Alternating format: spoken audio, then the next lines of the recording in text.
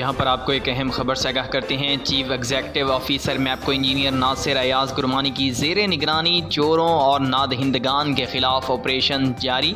एक रोज़ में मज़ीद 95 अफराद बिजली चोरी करते हुए पकड़े गए।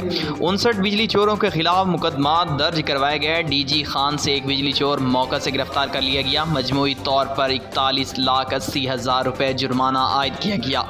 MEPCO rural sub division Lodhra की टीम ने 8 सारिफिन को मीटर रिवर्स करके बिजली चोरी करते हुए पकड़ा। बिजली चोर मीटर बॉडी टेम्परिंग करके AC चलाते हुए पाए गए। मैपको रूरल तौनसा सब डिवीजन की टीम ने 2 मीटर्स में रिमोट कंट्रोल डिवाइस के जरिए चोरी पकड़ ली। बिजली चोर रिमोट कंट्रोल सिस्टम के जरिए 35 एम्पेयर लोड चला रहे थे। एक बिजली चोर को मौका से गिरफ्तार करवा दिया गया। DG खान की बस्तियों मोहम्मद खान, बस्ती बदोई, बस्ती टाली वाली और बस्ती खान वाला खोसा में 5 अफराद डायरेक्ट तारों से बिजली चोरी करते हुए पकड़े गए।